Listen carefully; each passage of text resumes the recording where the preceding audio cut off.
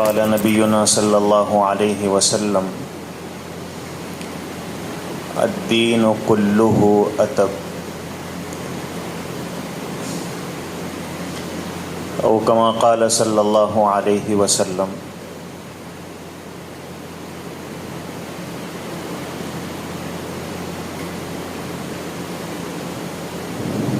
یہ جو دور ہے یہ بے ادبی کا دور ہے۔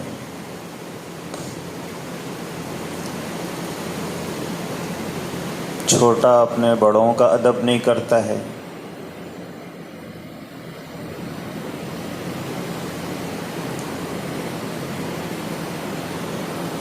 لوگ قابل انسانوں کا ادب نہیں کرتے ہیں،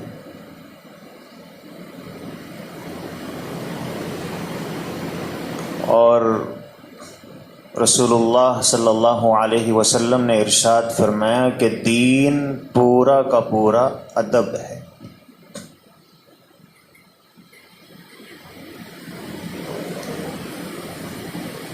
ادب ہی کو دین کہتے ہیں۔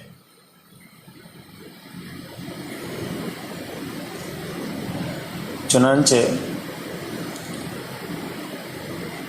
مسلم شریف میں ہے کہ حضرت عباس رضی اللہ عنہ حضور اکرم صلی اللہ علیہ وسلم کے چچا ہیں،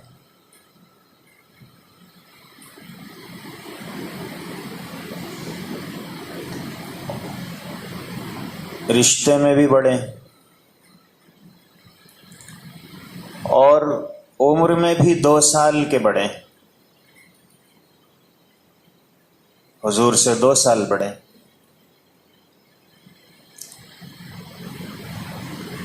لیکن ادب، کسی نے پوچھا کہ آپ بڑے ہیں یا حضور بڑے ہیں؟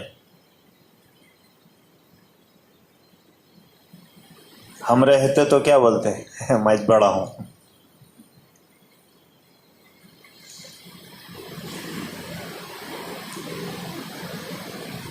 حضرت عباس رضی اللہ عنہ نے فرمایا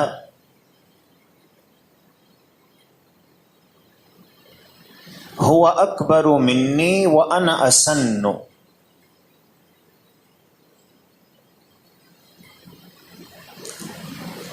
بڑے تو حضور ہیں، میری عمر زیادہ ہے۔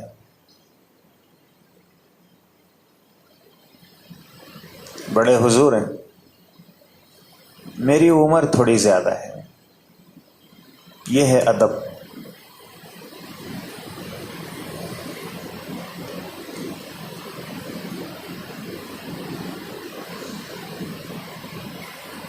حضرت عمر رضی اللہ عنہ کو اللہ تعالی نے بہت خوبیاں عطا فرمائی تھی۔ حضرت عمر کو شہید نہ کیا جاتا اور چند سال اور دنیا میں رہتے تو دنیا کا نقشہ بدلا ہوا ہوتا تھا، ساری دنیا پہ مسلمانوں کی حکومت ہوتی تھی۔ ایسی عجیب صلاحیت ہے۔ وہ تو پوری پلاننگ کے ساتھ حضرت عمر کو شہید کیا گیا۔ جنت سے آئے ہوئے 2 پتھر، حضور نے فرمایا کہ یہ جنت کے یاقوت ہیں۔ حضرت آدم علیہ السلام جب جنت سے دنیا میں آ رہے تھے تو اللہ نے حضرت آدم علیہ السلام کے ساتھ یہ 2 پتھر دنیا میں نازل فرمائے، ایک حجر اسود، دوسرے مقام ابراہیم۔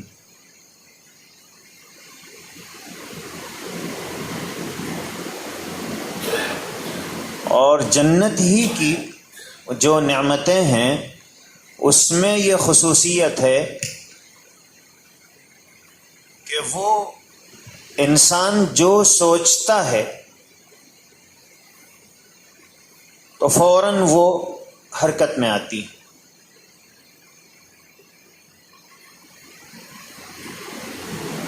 اور اس کے کچھ نمونے اللہ تعالیٰ نے دنیا میں پیدا کر دیے ہیں کہ ہم جیسے ہی سینسر لگا دیے، گیٹ کے قریب پہنچے، گیٹ کھل گیا۔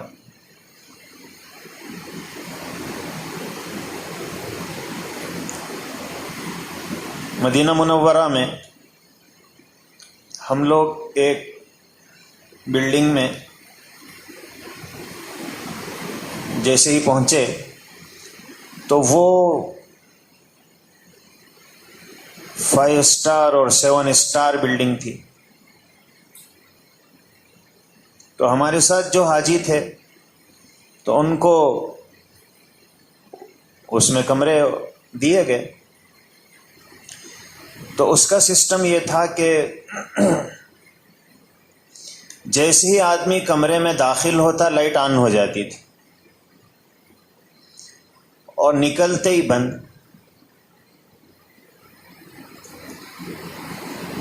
تو ایک حاجی صاحب جیسے ہی کمرے میں داخل ہوئے ایک دم لائٹ آ گئی، وہ ڈر کے پیچھے بھاگے۔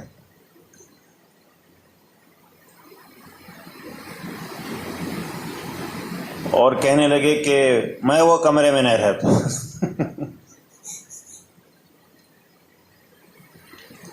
بھئی کیوں نہیں رہتے؟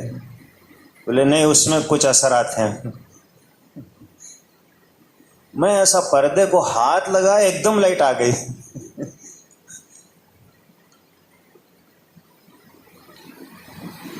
تو اللہ تعالیٰ نے دنیا میں اس کے نمونے انسانوں کو بتا دیے کہ جنت میں یہ سب ہونے والا ہے، مگر تم یہ مت سمجھو یہ کیسے ہوگا، دنیا میں بھی میں تمہیں اس کے نقشے اور نمونے بتلا رہا ہوں۔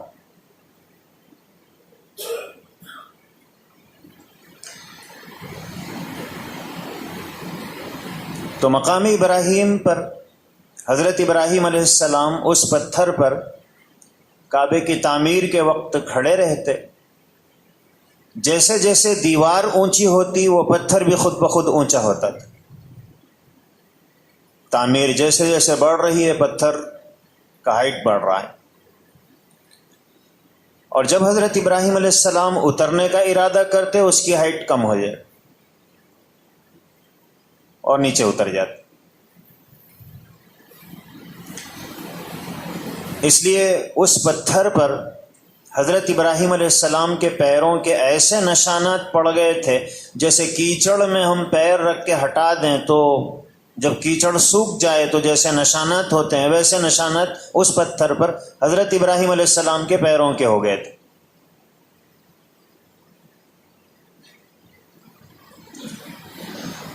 پہلے وہ کھلا تھا،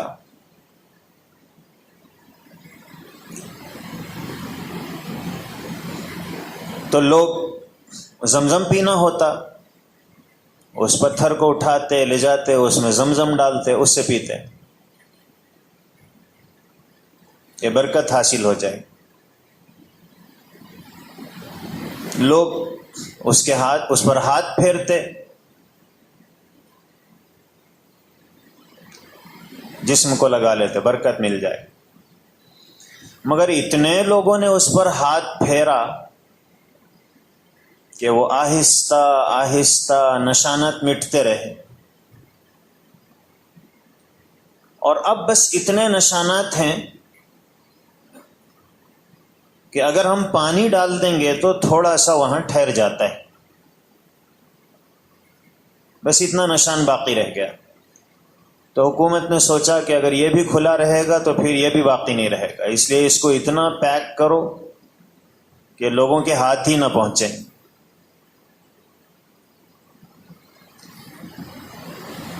تو مقام ابراہیم یہ جنت کا پتھر، حضرت ابراہیم کی نشانی ایسی رکھا ہوا ہے۔ تو حضرت عمر رضی اللہ عنہ کے ذہن میں آیا کہ اگر اللہ تعالی یہاں مقام ابراہیم کو نماز پڑھنے کی جگہ بنا دیں تو بڑا اچھا رہے گا، تاکہ اس جنت کے پتھر کے ساتھ وابستگی بھی رہے، اور بجائے اس کی پوجا کا ذہن میں آنے کے بجائے اللہ کی عبادت کا خیال آئے کہ یہ تو اللہ کی ایک نشانی، تو وہاں اللہ کی عبادت کی جائے، اور یہ خیال آیا۔ اللہ نے آیت نازل فرمائی وَاتَّخِذُوا مِن مَّقَامِ إِبْرَاهِيمَ مُصَلًّى، کہ لوگوں مقام ابراہیم کو نماز پڑھنے کی جگہ بنا لو۔ ہم رہتے تو کیا بولتے تھے، ارے میاں پہلے میرے ذہن میں آتا، اس کے بعد اللہ میاں کے ذہن میں آتا میں تو اللہ سے بھی آگے بڑھ گیا۔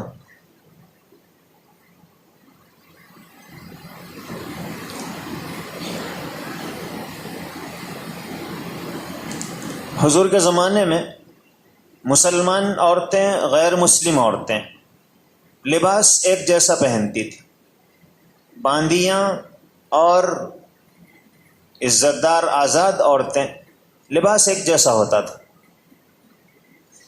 تو لوگ باندیوں کو، معمولی درجے کی عورتوں کو، چونکہ لباس ایک جیسا ہے تو لوگ ان کے ساتھ بد تہذیبی کرتے۔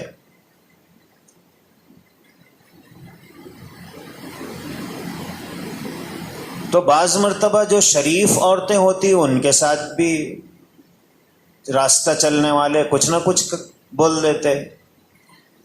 تو حضرت عمر کے ذہن میں آیا کہ اگر اللہ تعالی مسلمان عزت دار شریف عورتوں کے لباس کو عام عورتوں سے الگ کر دیں تو اس لباس کو دیکھ کر ہی لوگ یہ سمجھیں گے کہ یہ کوئی شریف عورت ہے، اس لیے نہ اس پر جملے کسیں گے، نہ اس کے ساتھ کوئی نازیبہ سلوک کریں گے۔ تو حضرت عمر کے دل میں یہ بات آئی، اللہ نے ایمان والی عورتوں کے لیے خاص پردے کے احکامات نازل فرمائے کہ آپ لوگ جب باہر نکلیں تو جیسا بے حجاب لباس عام عورتوں کا ہے تمہارا ویسا نہیں ہونا چاہیے، تاکہ تمہارے لباس کو دیکھ کر ہی لوگ سمجھیں کہ یہ کوئی شریف خاتون۔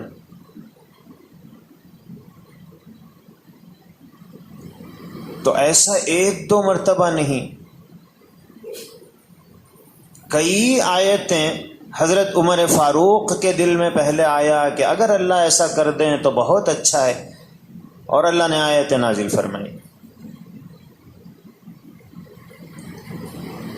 لیکن حضرت عمر رضی اللہ عنہ نے یہ نہیں کہا کہ میں نے جو سوچا تو اللہ نے میری سوچ کے مطابق آیتیں نازل کی۔ حضرت عمر کہتے ہیں وافقت ربی فی ثلاث، اللہ جو چاہتے تھے میرے دل میں بھی وہی بات آئی۔ یہ ہے ادب، میں جو چاہتا تھا اللہ نے وہ نازل کیا، یہ نہیں فرمایا اللہ جو چاہتے تھے تو میرے بھی دل میں وہی بات آ گئی۔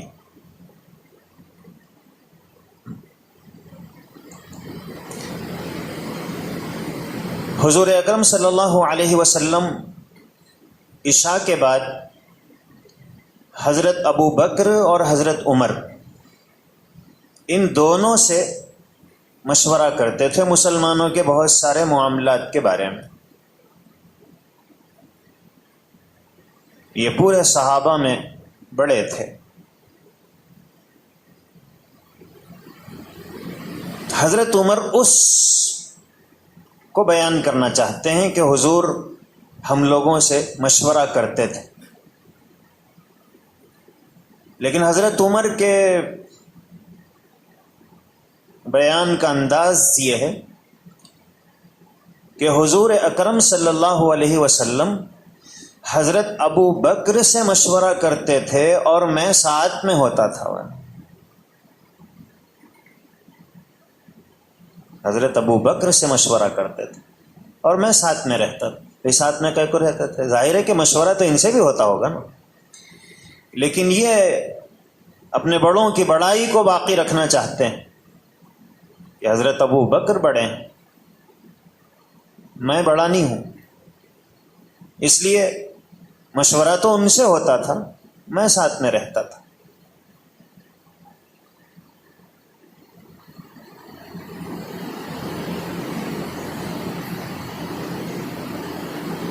قرآن کریم میں آیت نازل ہوئی, یا ایھا الذین آمنوا, اے ایمان والو, لا ترفعوا اصواتکم فوق صوت النبی, اپنی آواز نبی کی آواز سے زیادہ بلند مت کرو.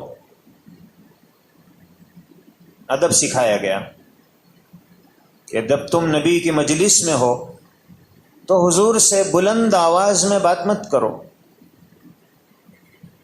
اور اگر ایسا کرو گے تو خطرہ یہ ہے ان تحبط اعمالکم, تمہارے سارے اعمال اکارت ہو جائیں گے. وانتم لا تشعرون, تمہیں پتہ بھی نہیں چلے گا, پورے اعمال نامہ صاف. اتنا بڑا جرم, صرف آواز سے بات کرنا. ایسا کوئی عمل نہیں ہے جو دیکھنے میں بہت خطرناک سمجھ میں آئے, صرف ادب ہے. حضرت عمر رضی اللہ عنہ پیدائشی طور پر جہوری الصوت تھے. بعض لوگوں کی آواز ہی بلند رہتی ہے نا, آہستہ بات کرے بھی تو آواز رہتی ہے. تو حضرت عمر پیدائشی طور پر بلند آواز کے مالک تھے.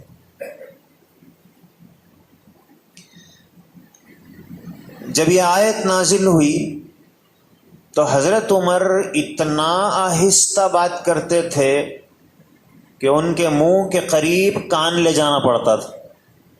حضور کے پاس جب بھی بیٹھے ہوئے رہتے اتنا آہستہ بات کرتے کہ کان ان کے منہ کے قریب لے جانا پڑتا تھا. اور ہم لوگ اتنا آواز سے بات کر رہے, میری آواز ہی تو ایسی ہے.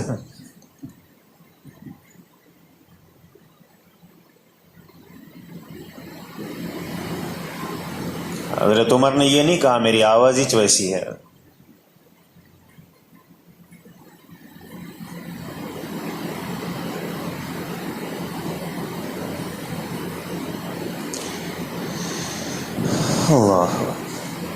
اللہ تعالی نے بہت ساری چیزوں کا ادب سکھایا.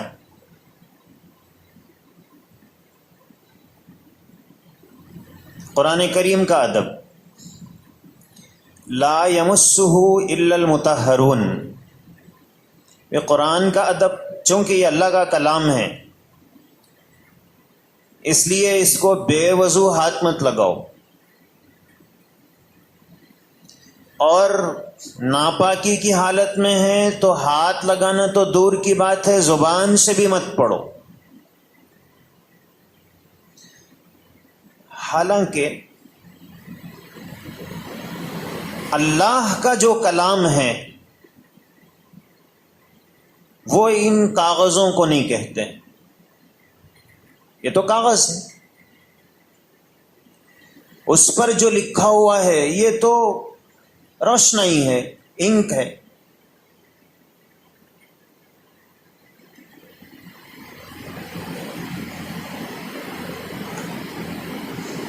ہم جو بات کر رہے ہیں وہ کاغذ کو کہتے ہیں,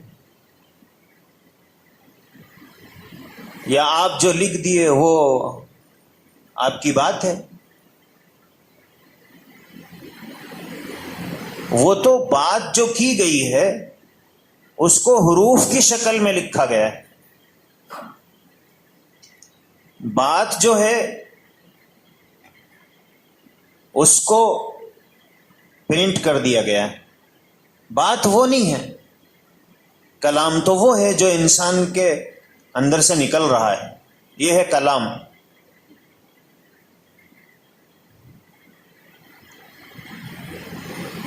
تو اصل تو ہے اللہ کا ادب، اللہ کے کلام کا ادب، لیکن اللہ کا کلام جن کاغذوں پر لکھا ہوا ہے اس کاغذ کو بھی بغیر وضو کے ہاتھ نہیں لگا سکتے، اتنا ادب۔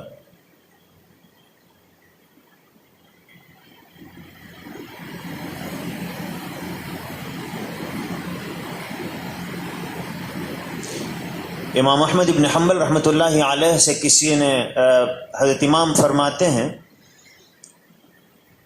حضرت امام احمد ابن حنبل کو قرآن کریم کی وجہ سے بہت آزمائشوں کا سامنا کرنا پڑا،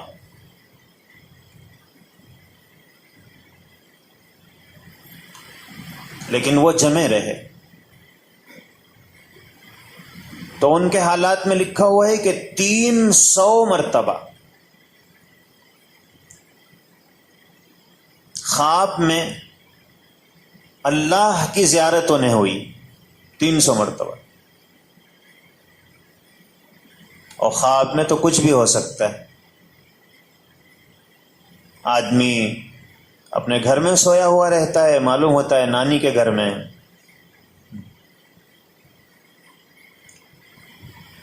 اور بریانی پکی، دسترخوان بچھا دیا گیا، پلیٹ میں کھانا ڈال لیے، اب کھانا اسٹارٹ کر رہے تھے، کوئی اٹھا دیے،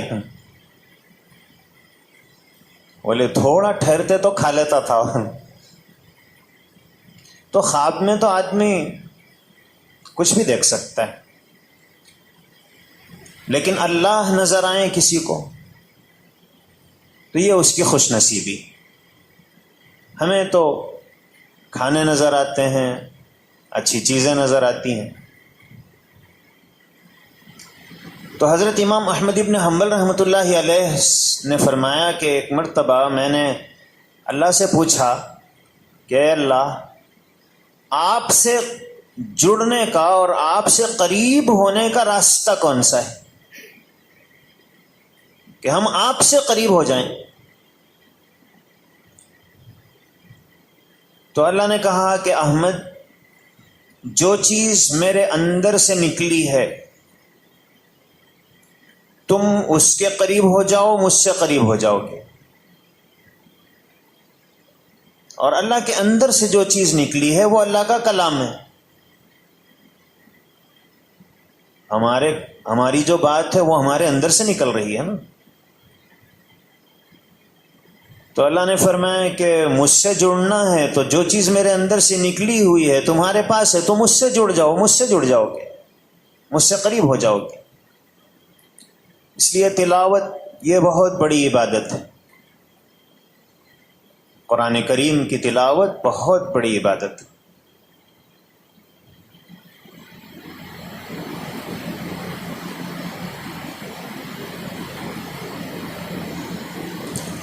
کعبۃ اللہ جو ہے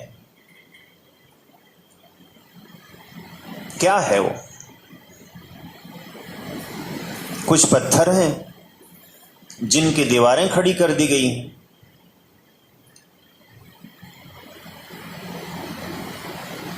عمارت بھی کوئی زیادہ خوبصورت نہیں، لیکن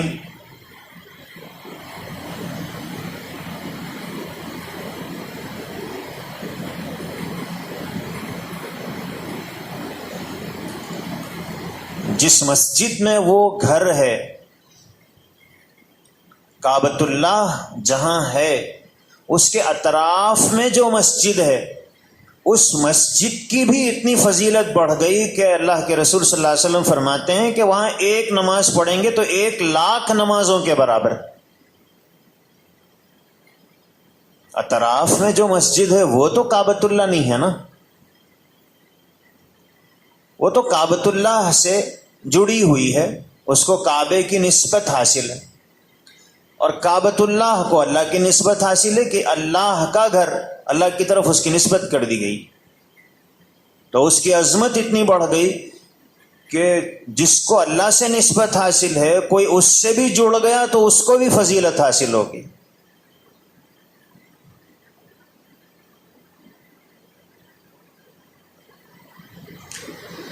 اور یہ اللہ کا گھر جس شہر میں ہے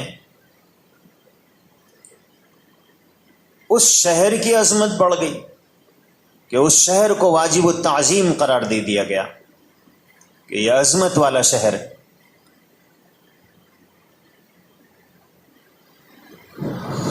اور وہ شہر جس ملک میں ہے اسے حجاز کہتے ہیں. لیکن عرب اتنا ہی نہیں ہے، عرب اور بھی پھیلا ہوا ہے.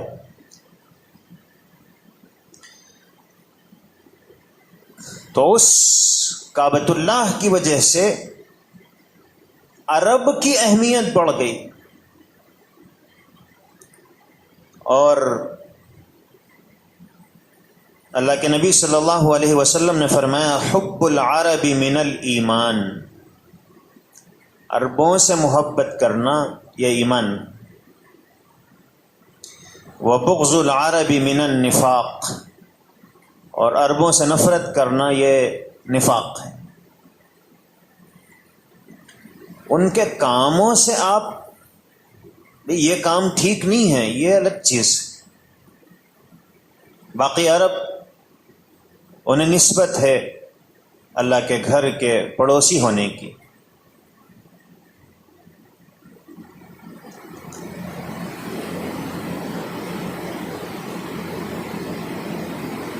اللہ کے رسول صلی اللہ علیہ وسلم فرماتے ہیں من لم یرحم صغیرنا، جو ہمارے چھوٹوں پر شفقت نہ کرے،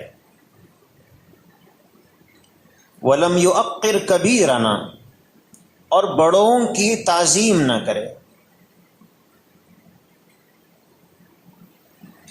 ولم یبجل عالمنا، اور علماء کا ادب نہ کرے، فلیس منا، تو حضور نے فرمایا کہ وہ ہم میں سے نہیں ہے، وہ مسلمانوں میں نہیں ہے. تو اب ظاہر ہے کہ چھوٹوں سے شفقت کے ساتھ رہنا اور بڑوں کا ادب کرنا، علماء کی تعظیم کرنا، اس کو ادب ہی تو کہتے ہیں. اور حضور فرما رہے ہیں کہ جو یہ ادب نہ کرے فلیس منا، وہ ہم میں سے نہیں.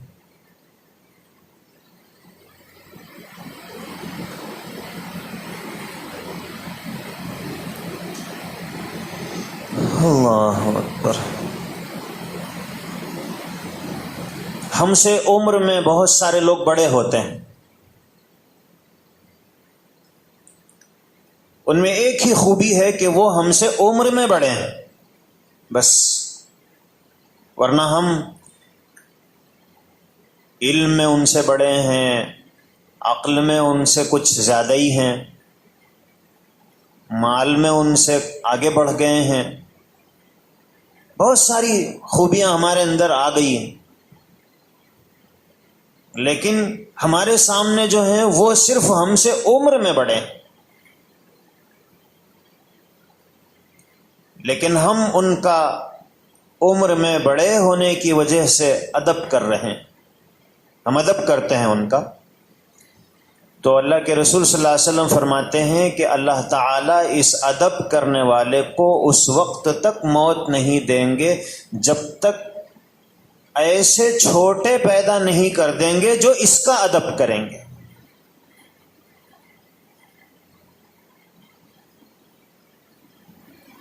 تو صرف وہ عمر میں کوئی بڑا ہے، ہم اس کا ادب کر رہے ہیں، اس کا خیال کر رہے ہیں، اس کے لیے ہم کرسی اس کو پیش کر دی، ہم نے بیٹھنے کی جگہ ان کو ہم نے فراہم کر دی، ان کا احترام، ان کی عزت ہم نے کی، صرف اس لیے کہ یہ بڑے ہیں، عمر میں بڑے ہیں.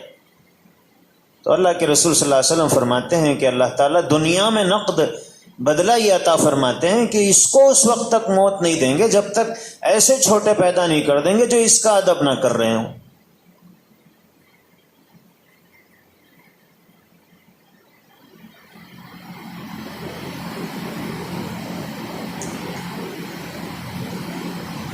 آدمی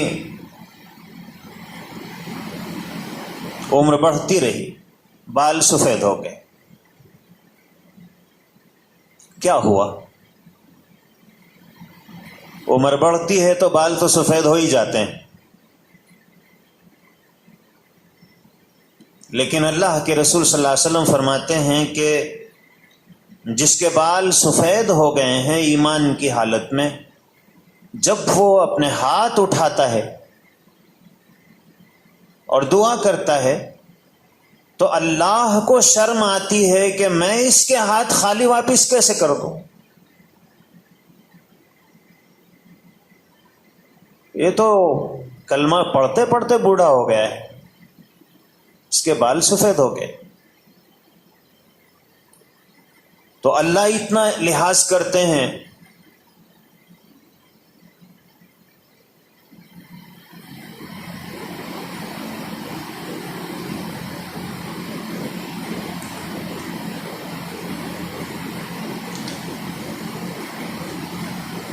ایک مرتبہ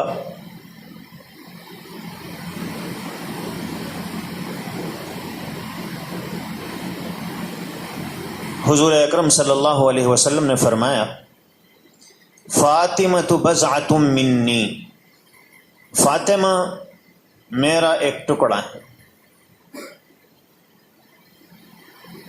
اور ظاہر ہے کہ انسان اس کے جسم ہی کا ایک ٹکڑا ہے، اولاد جو ہے وہ اس کے جسم ہی کا ایک ٹکڑا ہے،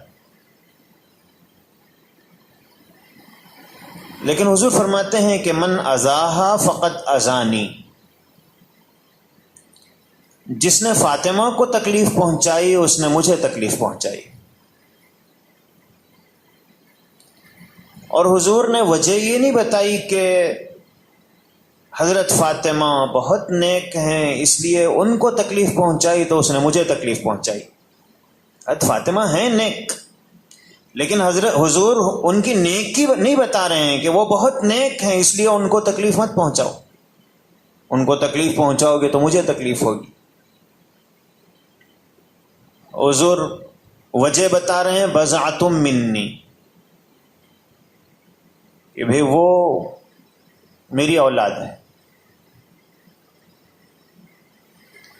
تو پتہ چلا ہم تو اصل حضور یہ کہنا چاہتے ہیں کہ دیکھو تم تو اصل ادب تو میرا کرتے ہو اس لیے کہ میں نبی ہوں، لیکن میری اولاد ہونے کی نسبت فاطمہ کو حاصل ہو گئی ہے اس لیے ان کو بھی تکلیف مت پہنچاؤ، یہ ہے ادب۔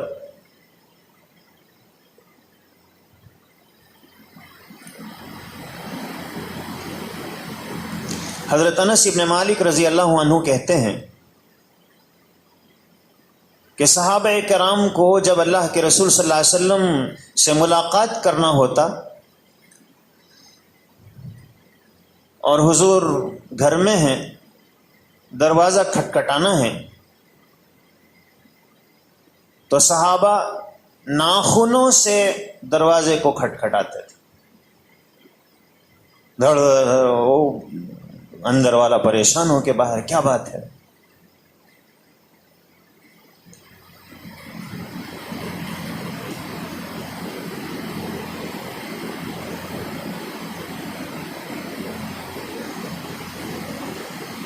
اس لیے کسی کے پاس گئے اور آپ کو دروازہ کھٹکھٹانا ہے تو اتنی ہی آواز میں کھٹکھٹانا چاہیے کہ اندر آواز چلی جائے۔ اور اسلام نے، قرآن کریم نے ادب یہ سکھایا ہے کہ 3 مرتبہ تم آواز دو، جواب نہ آئے تو واپس چلے جاؤ۔ تھوڑا تھوڑا وقفے سے 3 مرتبہ آواز۔ ایک مرتبہ حضور اکرم صلی اللہ علیہ وسلم ایک صحابی کے پاس پہنچے، حضرت جابر ابن عبداللہ یا عبداللہ بن جابر۔ حضور نے کنڈی کھٹکھٹائی، سلام کیا، جواب نہیں آیا۔ تھوڑی دیر کے بعد پھر حضور نے سلام کیا، جواب نہیں آیا۔ تیسری مرتبہ پھر حضور نے سلام کیا، تھوڑی دیر کے بعد جواب نہیں آیا۔ حضور واپس جانے لگے۔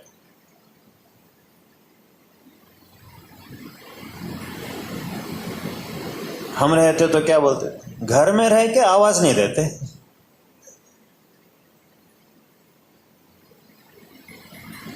میں اتنی دور سے آیا، آپ اندر سے نکل کے نہیں مل سکتے.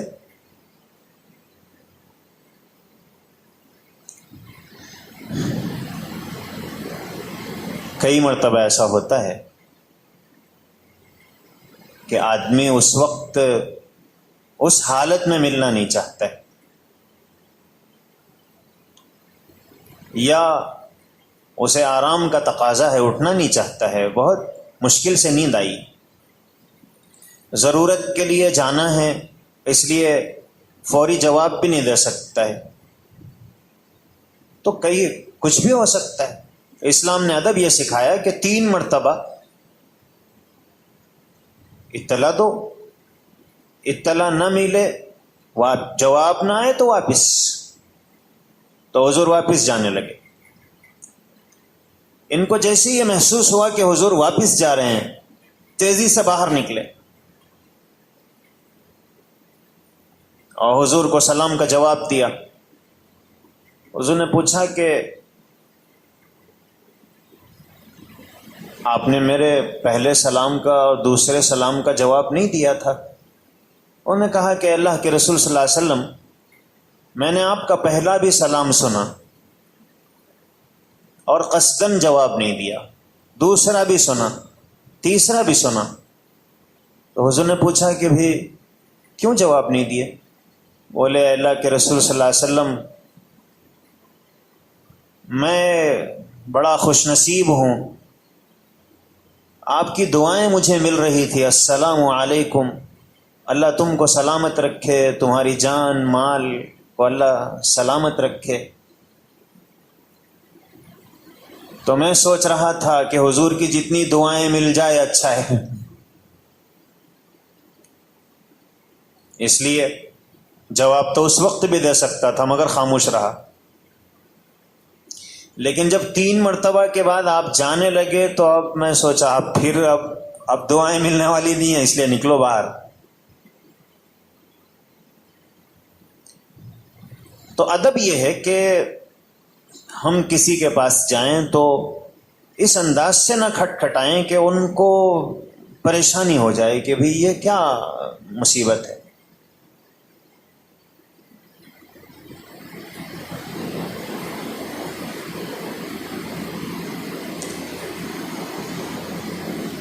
یہ جو ممبر ہے،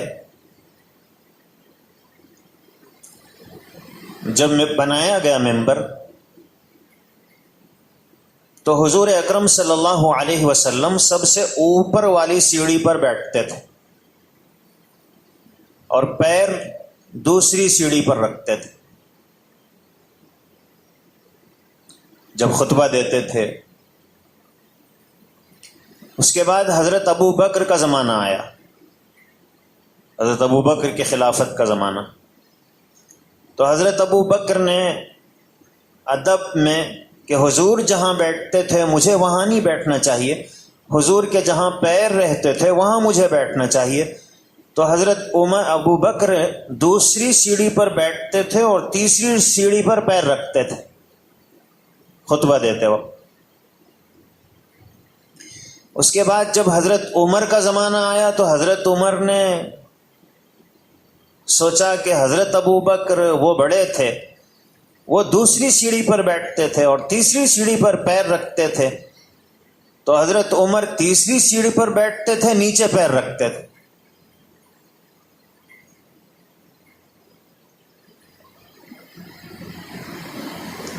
اللہ جزائے خیر دے حضرت عثمان غنی رضی اللہ عنہ کو.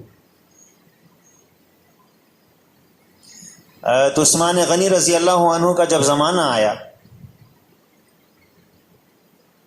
تو وہ کیا کریں گے؟ ظاہر ہے کہ ان کو بھی اب یہی کرنا ہے کہ تیسری پر نیچے بیٹھتے اور اس کے نیچے پیر رکھتے، یعنی اور ایک سیڑھی کا اضافہ کرتے نیچے.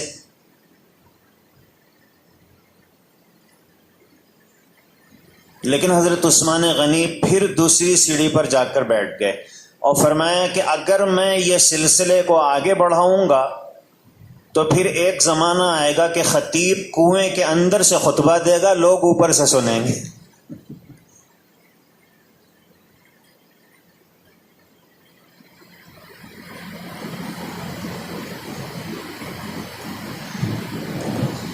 لیکن حضرت ابو بکر، حضرت عمر، اتنا لحاظ ادب کا۔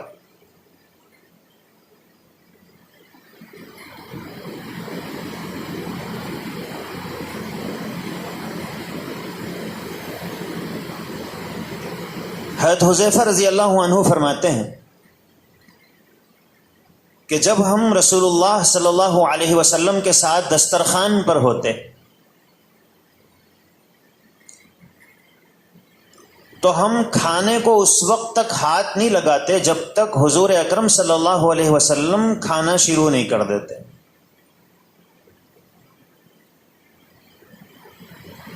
اور ہم جو بڑھ کے جام لے لے یہ بزم اسی کی ہے۔ شاعر نے کہا ہے نا کہ جو بڑھ کے جام لے لے یہ بزم اسی کی ہے۔ شراب کا پیالہ رکھا ہوا ہے، جو سب سے پہلے لے لیا تو یہ محفل تو اسی کی ہے۔ تو جیسے ہی کھانا لا کے رکھے تو ہم سب سے پہلے پنجے پہ قبضہ کرتے ہیں، اور اس کے بعد اس میں جتنی بہتر بوٹیاں تھیں وہ ہماری رکابی میں رہتی ہیں۔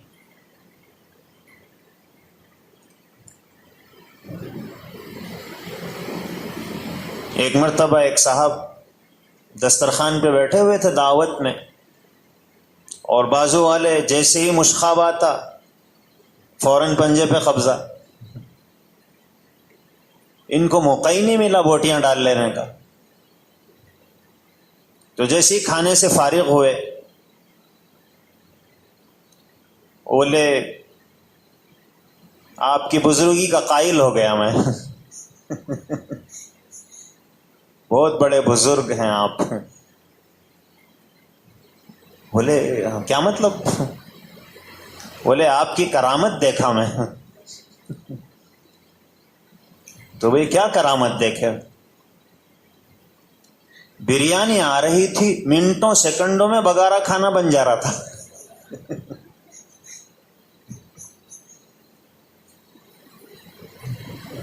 اب اتنی بڑی کرامت کہ آدمی بریانی کو بگارا کھانا بنا دے۔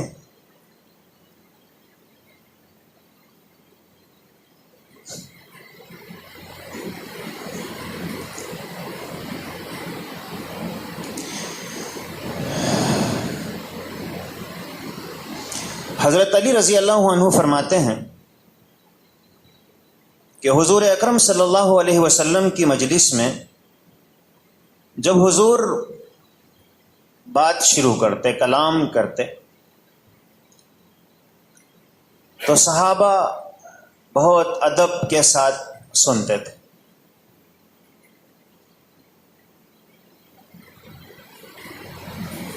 اور ایسا معلوم ہوتا تھا کہ ان کے سروں پہ پرندے بیٹھے ہوئے ہیں، یہ تھوڑا سا بھی حرکت کریں گے تو پرندے اڑ جائیں گے، اتنا ادب کے ساتھ بیٹھتے تھے۔ جب حضور خاموش ہوتے تو پھر صحابہ بات کرتے تھے۔ حضور بات کر رہے ہوں تو بیچ میں بات نہیں کرتے تھے، اور حضور جب بات کرتے تو صحابہ بحث نہیں کرتے تھے۔ یہ ایک بہت بڑا ادب ہے۔ دیکھیے، آپ پہلے یہ طے کرو کہ یہ آدمی فلاں میدان میں بڑا ہے،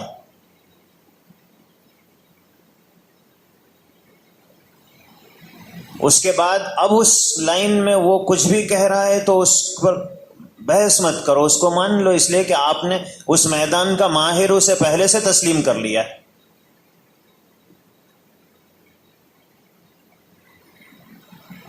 ہم لوگ کیا کرتے ہیں؟ مسجد کا صدر کس کو بنانا چاہیے؟ تو سب میں ٹھیک کون ہے بھی؟ سب سے ٹھیک ہے بول کے اس کو سلیکٹ کرتا ہے، اس کے بعد اس کے ہر کام میں یہ کیسا کرے وہ کیسا کرے۔ ارے بھائی انہیں وہ ٹھیک نہیں کر سکتا تو آپ صدر ہی کیوں بنائے اس کو؟ ٹھیک آدمی ہے بول کے صدر بنایا، وہ اس کے ہر کام میں خامی۔ تو جب انتخاب کر رہے ہیں اسی وقت اچھے آدمی کا کرو، اس کے بعد پھر اس پہ بھروسہ کرو۔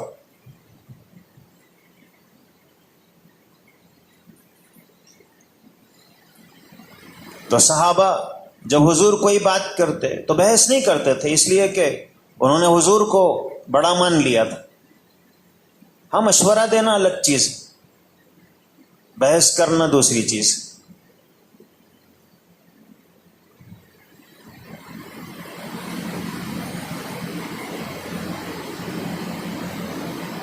حضرت بشر حافی رحمۃ اللہ علیہ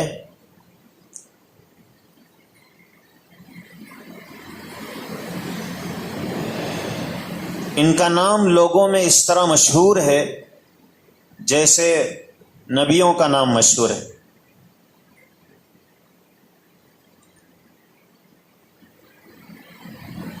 لوگوں نے پوچھا کہ اللہ نے آپ کو اتنی عزت و عظمت کیسے عطا فرما دی کہ لوگ آپ کا ادب سے نام لیتے ہیں؟ کہنے لگے کہ میں بہت گناہگار تھا، شراب کے عادی تھے، ہمیشہ نشے میں مست رہتے تھے۔ ایک مرتبہ راستے سے میں گزر رہا تھا تو میں نے نیچے ایک کاغذ پڑا ہوا پایا جس پہ بسم اللہ الرحمن الرحیم لکھا ہوا تھا۔ میں نے اسے فوراً اٹھایا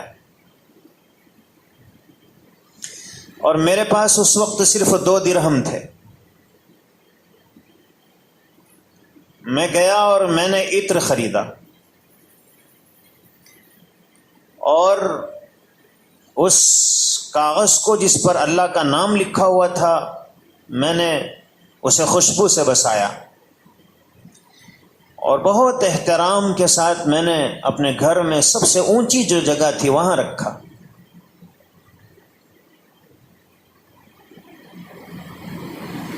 تو کہتے ہیں کہ جب رات میں سو گیا تو کسی کہنے والے نے مجھے خواب میں یہ کہا، یا بشر بن الحارث رفعت اسمنا عن الطریق، کہ اے بشر تم نے میرے نام کو راستے سے نیچے پڑا ہوا تھا تو اٹھایا، وطیبتہ، اور تم نے اس کو خوشبوؤں میں بسا دیا، لأطیبن اسمک، ہم تیرے نام کو بھی خوشبوؤں سے بسا دیں گے، فی الدنیا والآخرۃ، دنیا میں بھی آخرت میں بھی۔ اللہ نے اتنا اونچا مقام ان کو عطا فرمایا تھا۔ حافی کہتے ہیں ننگے پیر چلنے والے کو چپل نہیں پہنتے تھے۔ لوگوں نے کہا کہ آپ چپل کیوں نہیں پہنتے ہیں؟ تو انہوں نے کہا کہ اللہ نے قرآن میں کہا وَالْأَرْضَ فَرَشْنَاهَا فَنِعْمَ الْمَاهِدُونَ، ہم نے زمین کو فرش بنایا، بچھونا بنایا۔ تو اللہ نے اس کو بچھونا بنایا ہے، میں نہیں چاہتا ہوں کہ اس پر چپل پہن کر چلوں۔ تو اب اللہ نے بھی ان کے اس ادب کا اتنا لحاظ کیا کہ حضرت بشر حافی جن راستوں پر چلتے تھے، اللہ نے بھینسوں کو بکریوں کو اس کا پابند بنا دیا تھا کہ بھینس اور بکریاں جب اس راستے سے چلتی تھیں تو وہاں پیشاب اور گوبر نہیں کرتی تھی۔ جس راستے پر یہ چلتے تھے اس پہ کوئی جانور گوبر نہیں کرتا تھا، پیشاب نہیں کرتا تھا، کہ میرا نیک بندہ اس پر پیدل چلتا ہے، اس لیے تم اس کا خیال کرو۔ ایک دن کسی نے دیکھا کہ راستے پر کسی جانور نے پیشاب اور غلاظت کر دی، تو انہوں نے کہا کہ ایسا معلوم ہوتا ہے بشر حافی کا انتقال ہو گیا ہے۔ تحقیق کی گئی تو وہی وقت تھا جب حضرت بشر حافی کا انتقال ہو گیا۔ تو اللہ کے نام کا ادب انسان کو اتنا اونچا مقام دلا دیتا ہے۔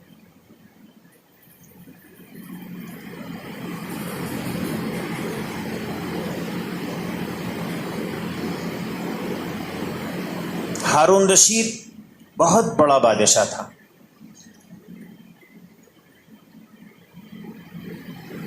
آج جو 50 ملک ہیں مسلمانوں کے، یہ پورے ملک ملا کر ایک ملک تھا، اور اس پورے ملک کا یہ اکیلا بادشاہ۔ کتنا بڑا بادشاہ، خود بھی عالم تھا۔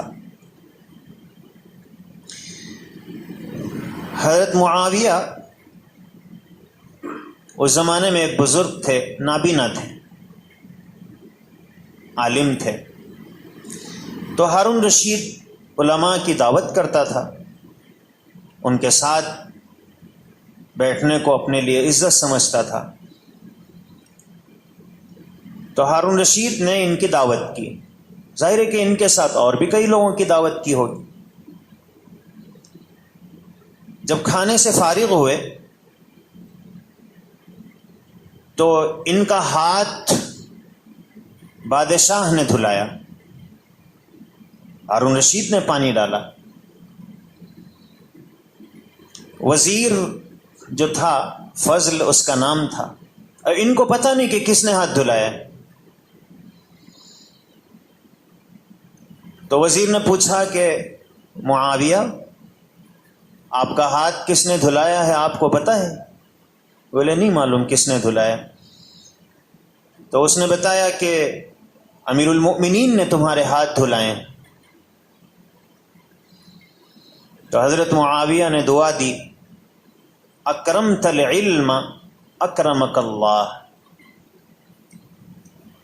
تم نے علم کا احترام کیا، اللہ تمہیں عزت عطا فرمائے۔ تو ہارون رشید کو اتنی عزتیں ملی ہوئی ہیں، کسی بادشاہ کا مسلمان اتنا تذکرہ نہیں کرتے جتنا ہارون رشید کا آپ نام سنتے ہیں۔ بادشاہ تو بہت سارے گزرے، یہ اس کے ادب کا صلہ ہے۔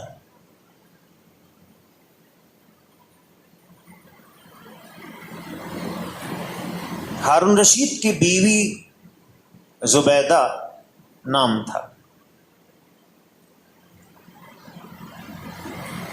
اس نے ایک خواب دیکھا، اور بہت برا خواب دیکھا۔ خواب دیکھا کہ وہ چوراہے پر ننگی پڑی ہوئی ہے، وہ بادشاہ، اتنے بڑے بادشاہ کی بیوی، اور چوراہے پر ننگی پڑی ہوئی ہے، اور لوگ آ رہے ہیں اور اس کے ساتھ اپنی خواہش کو پوری کر کے جا رہے ہیں۔ خود دیکھ رہی ہے خواب۔ صبح ہوئی، بڑی پریشان ہو گئی، بہت نیک خاتون تھی،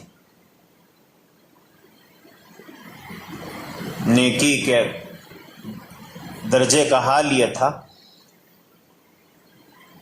کہ اس نے 300 حافظ عورتوں کو ملازمت پر رکھا تھا، 300 حافظوں کو، حافظہ عورتوں کو، اور ان کی ڈیوٹی بس ایک ہی تھی،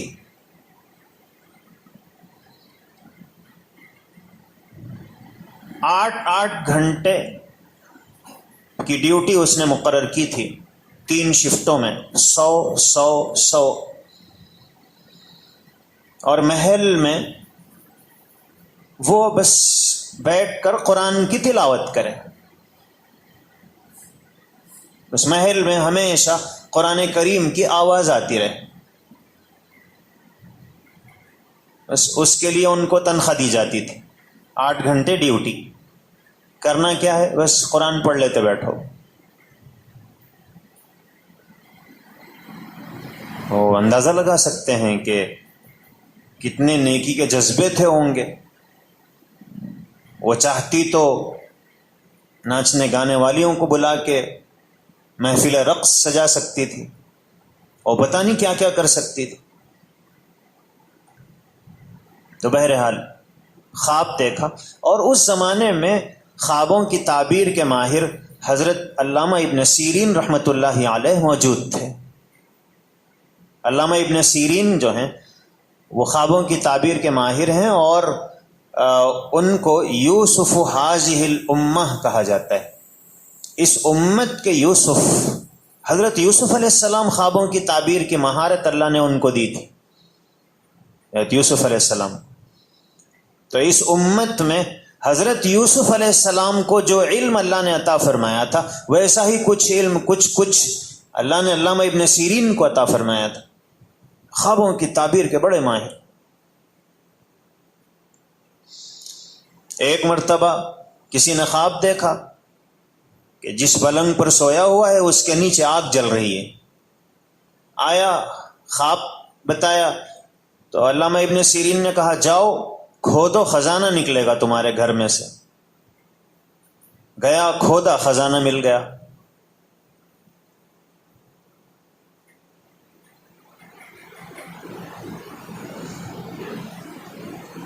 اور یہ جو ہمارے پاس مشہور ہے، یہ خزانہ رہتا تو انہیں آؤ آؤ بولتا، جان مانگتا. نہ ان کو جان مانگا نہ آؤ بولا، کھودے نکل گیا.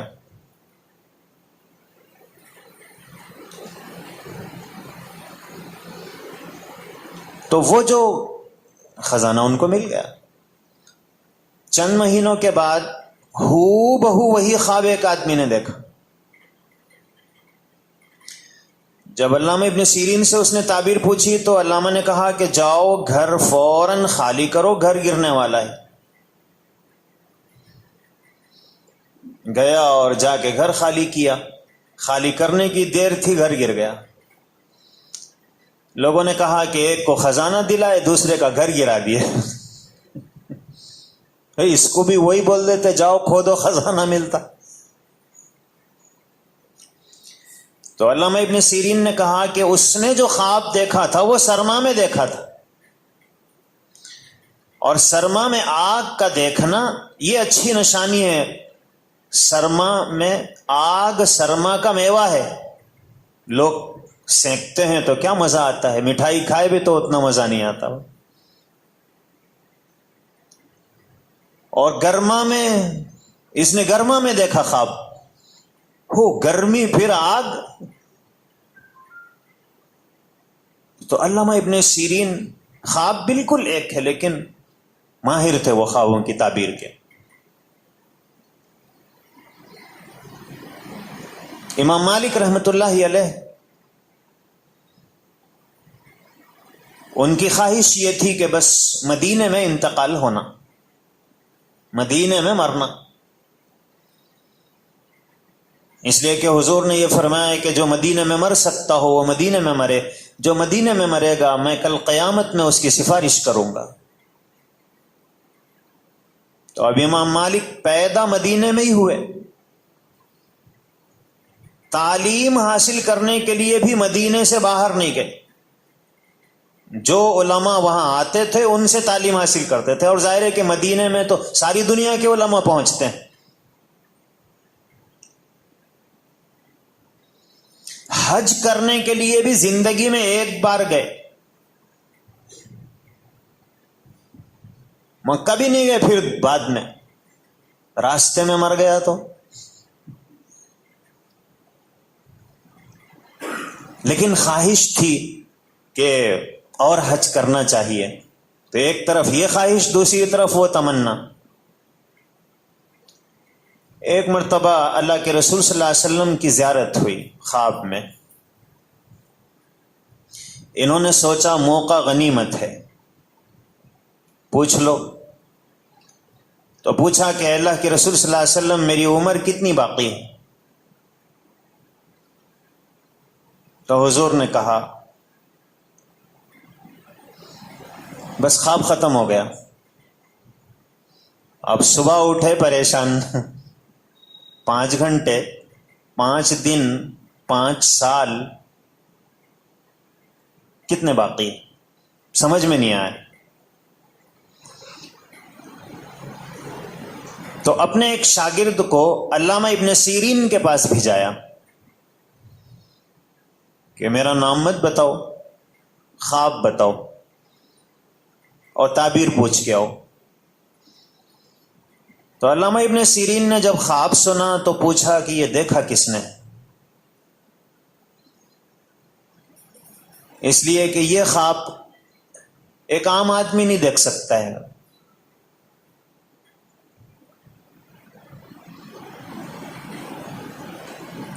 تو شاگرد واپس آیا، آ کر اس نے کہا کہ علامہ ابن سیرین تو دیکھنے والے کا نام پوچھ رہے ہیں.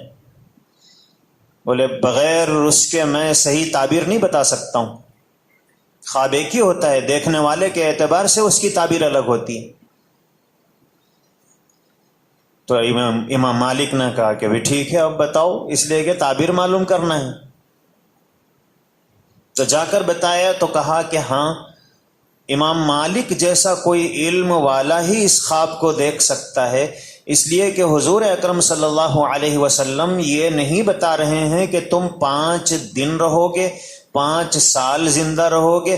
حضور یہ نہیں بتا رہے ہیں، حضور ایک آیت کی طرف اشارہ کر رہے ہیں، 5 لا يعلمهن الا اللہ. 5 چیزیں ایسی ہیں جن کا علم سوائے اللہ کے کسی کو نہیں. اس لیے تم کب مرو گے یہ میں کیسے بتا سکتا ہوں.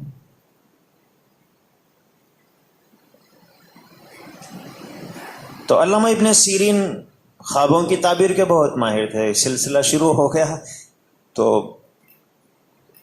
ہم واپس آ جاتے ہیں، اس لیے کہ اسی پہ پھر 1 بج جائیں گے. تو علامہ ابن سیرین کے پاس زبیدہ نے اپنا یہ خواب اپنی خادمہ کے ذریعے پہنچایا کہ ابن سیرین سے پوچھ کر آؤ کہ اس کی تعبیر کیا ہے، لیکن میرا نام نہیں بتانا اس لیے کہ بہت برا خواب ہے. علامہ ابن سیرین نے جیسی خواب سنا تو پوچھا دیکھا کون ہے؟ بولے اجازت نہیں ہے نام بتانے کی، میرے لیے خواب کی تعبیر بتانا مشکل ہے. تو گئی وہ خادمہ، اس نے زبیدہ سے کہا کہ صورتحال یہ ہے. تو اس نے کہا ٹھیک ہے بتا دو. تو جب بتا دیا تو امام مالک نے کہا کہ ہاں کوئی ایسی بڑی خاتون ہی یہ خواب دیکھ سکتی تھی.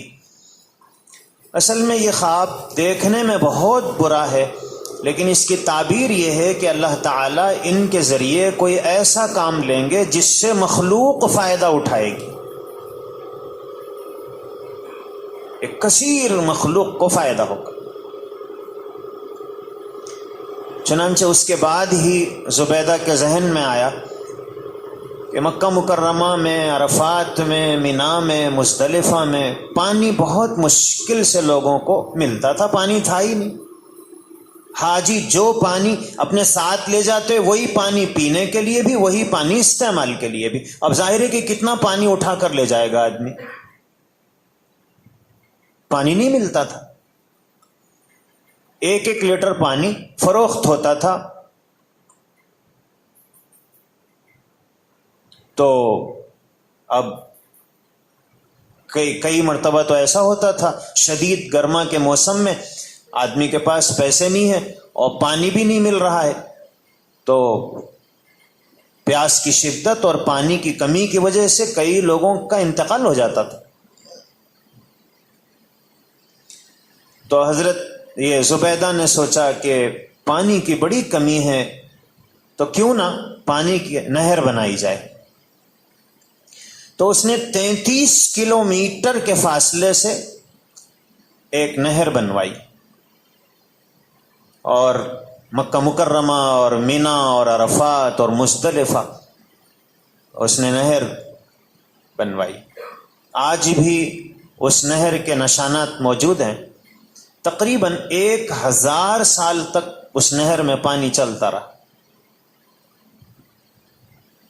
مگر آپ لوگ دیکھیں گے تو ہندوستان کی نہر اور کینال کو ذہن میں رکھ کر اگر اس نہر کو دیکھیں گے تو بولیں گے یہ نہر. آپ بولتے اس کو تو ہمارے پاس نالا بولتے ہیں، بہت چھوٹا سا، لیکن وہاں کے لیے بہت قیمتی تھا. بہرحال زبیدہ کا جب انتقال ہوا، کسی نے خواب میں دیکھا تو پوچھا کہ زبیدہ اللہ نے تمہارے ساتھ کیا معاملہ کیا؟ تو زبیدہ نے کہا کہ جب میں اللہ کے پاس پہنچی تو اللہ نے کہا کہ زبیدہ تم نے میرے واسطے کیا کیا؟ تو میں نے کہا کہ اے اللہ، مکہ مکرمہ میں اور منی اور عرفات میں لوگ پیاس کی شدت سے پریشان ہو جاتے تھے. میں نے نہر کھدوائی، نہر بنوائی اور ہزاروں لوگوں کو اس سے راحت ملی. تو اللہ نے کہا کہ زبیدہ اس میں تمہارا کیا کمال ہے؟ تم نے صرف آرڈر دیا، چار مینار قلی قطب شاہ بنایا.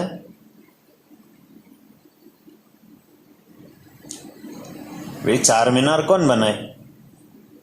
قلی قطب شاہ. مٹی کا ایک ڈھیلا بھی نہیں اٹھایا. لیکن ہم کہتے ہیں، آپ بچوں کو پڑھاتے ہیں، امتحان میں اگر سوال آ گیا یہ چار مینار کس نے بنایا تو بچے لکھتے ہیں قلی قطب شاہ نے بنایا. ایک بچے نے جب استاذ نے پوچھا چار مینار کس نے بنایا، اس نے کہا مزدوروں نے بنایا.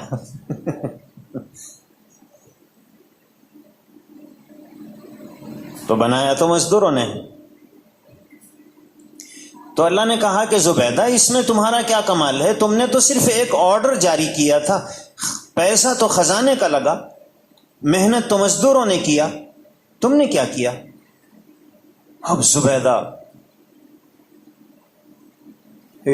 میں پوری زندگی میں یہ سب سے بڑا کام کری بلکہ خوش تھی، اور اللہ میاں اس کو ہی کنڈم کر دیے.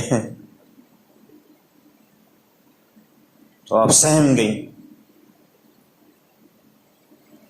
تو اللہ نے کہا کہ زبیدہ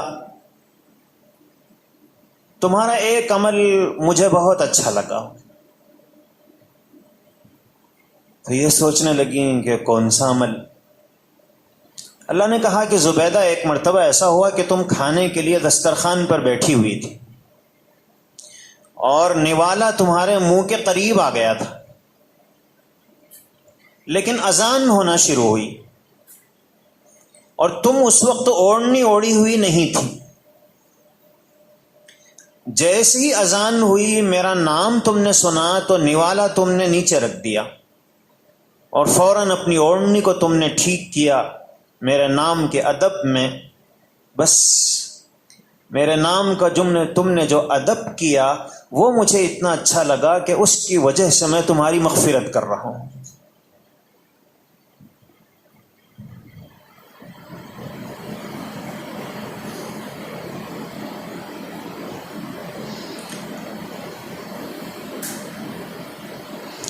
امام احمد ابن حنبل رحمۃ اللہ علیہ کے گھر کے سامنے ایک لوہار رہتا تھا. دن بھر لوہا کوٹتا اور غریبی بھی اتنی تھی کہ سوائے فرائض کے زیادہ عبادتیں نہیں کر سکتا تھا. لیکن ایک مرتبہ حضرت امام احمد ابن حنبل رحمۃ اللہ علیہ نے اللہ سے دعا فرمائی کہ اللہ جنت میں میرے بازو کون رہنے والے ہیں، میرا پڑوسی کون ہوگا، وہ مجھے آپ بتا دیجئے. تو اللہ نے الہام کیا، دل میں بات ڈالی کہ یہ جو لوہار ہے یہ تمہارا جنت میں پڑوسی ہوگا. اس لوہار کا انتقال ہو گیا تھا. یہ سوچے لوہار نہ کوئی بہت علم والا تھا، نہ کوئی بہت عمل والا تھا، اس کو اتنا درجہ کیسا مل گیا؟ تو انہوں نے تحقیق کی، پوچھا لوہار کے جو گھر کے لوگ تھے ان سے کہ بھی لوہار میں کیا خاص خوبی تھی جس کی وجہ سے اللہ نے اسے یہ اونچا مرتبہ عطا فرمایا؟ تو گھر والوں نے بتایا کہ وہ جب لوہا کوٹتا تھا، ہتھوڑا اٹھاتا تھا، جیسے ہی اذان ہوتی تو ہتھوڑا اس نے اٹھا دیا تھا مارنے کے لیے، لیکن اذان ہوتے ہی بجائے مارنے کے وہ اس کو پیچھے ہی چھوڑ دیتا تھا، میرے اللہ نے مجھے بلایا ہے، بس اب کام بند۔ اللہ کو اس کا یہ عمل اتنا پسند آیا، اللہ نے اتنا اونچا مقام دے دیا۔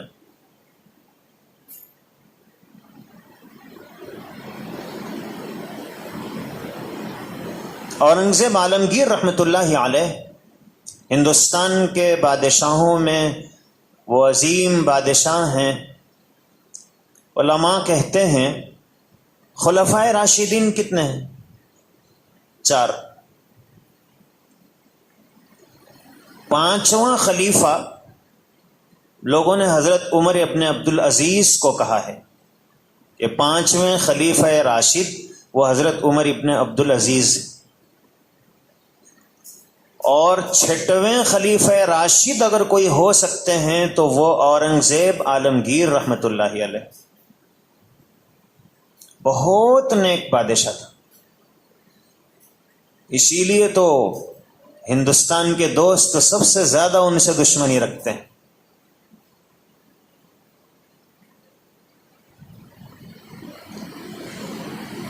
حالانکہ ان کی جو اصل زندگی ہے وہ اگر دیکھیں گے تو مسلمان ہو جائیں گے، لیکن چونکہ وہ اسلام پسند بادشاہ تھا تو ان کے خلاف اتنا پروپیگنڈا اور جھوٹ بولا گیا کہ لوگ عالمگیر اورنگزیب کا نام سنتے ہی نفرت کرنا شروع کرتے ہیں، اتنا لوگوں کے ذہنوں کو خراب کیا گیا۔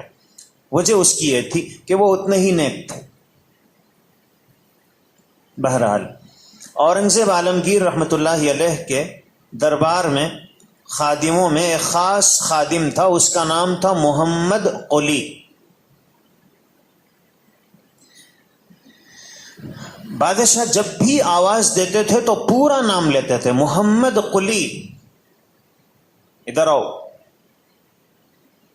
حالانکہ وہ ایک معمولی سا خادم تھا ان کا۔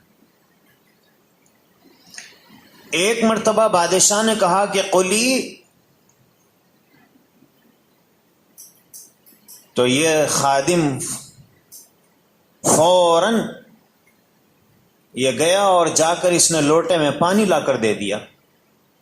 لوگ حیران، بادشاہ خالی قلی بولا تھا نہ پانی لا کے دیا۔ تو اس خادم نے کہا کہ بادشاہ سلامت، چونکہ میرے نام کے ساتھ محمد ہے تو وہ ہمیشہ جب مجھے پکارتے ہیں تو اس وقت پکارتے ہیں جب وضو کے ساتھ ہوتے ہیں، تو میرا پورا نام لیتے ہیں محمد قلی۔ اور جیسے ہی بادشاہ نے قلی کہا تو میں سمجھ گیا کہ بادشاہ کو وضو کی ضرورت ہے اور اب وضو سے نہیں ہے، اس لیے انہوں نے محمد نہیں کہا۔ اللہ کے رسول صلی اللہ علیہ وسلم کے نام کا اتنا ادب۔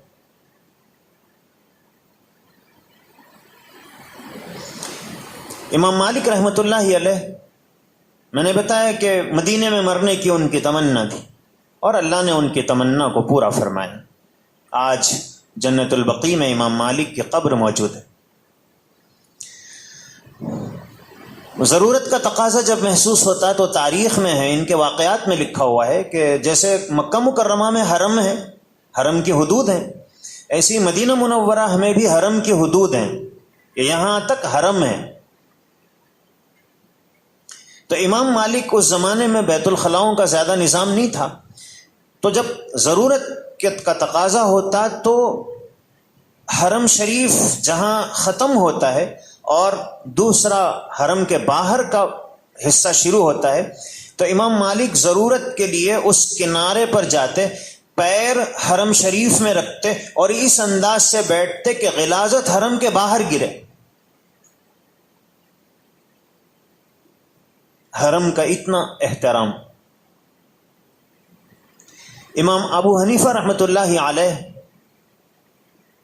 جب مدینہ منورہ گئے تو 1 ہفتہ رہے مدینہ میں. اس کے بعد انہوں نے کہا کہ بھئی فوراً واپسی کے لیے سواری کا انتظام کرو، مجھے فوراً نکلنا ہے. تو لوگوں نے کہا کہ امام، لوگ تو یہاں رہنا چاہتے ہیں اور آپ 1 منٹ بھی رہنا نہیں چاہتے ہیں، ابھی فوراً جانا چاہتے ہیں. تو امام ابو حنیفہ رحمۃ اللہ علیہ نے فرمایا کہ میں جب سے یہاں آیا میں نے اپنی غذا کو مختصر کر دیا تاکہ مجھے ضرورت کا تقاضا ہی محسوس نہ ہو کہ مدینے میں میں غلاظت کروں، میرا دل اس کے لیے تیار نہیں. لیکن ظاہر ہے کہ آدمی کتنی ہی اپنی غذا کو کم کرے، ضرورت تو تقاضا تو محسوس ہوگا نا کچھ ہی دنوں کے بعد. تو 8 دن گزر گئے ہیں، میں اب تک قضائے حاجت کے لیے نہیں گیا، لیکن اب مجھے ضرورت کا تقاضا محسوس ہو رہا ہے، اس لیے میں اب 1 منٹ کے لیے بھی یہاں نہیں رہ سکتا ہوں، اس لیے کہ رہوں گا تو پھر مجھے یہاں غلاظت کرنی پڑے گی. تو میں نے بتایا الدین کلہ ادب، کہ ہم اپنی زندگی کو ادب سے آراستہ کرنے کی کوشش کریں. اللہ تعالیٰ مجھے آپ کو توفیق نصیب فرمائے. وآخر دعوانا ان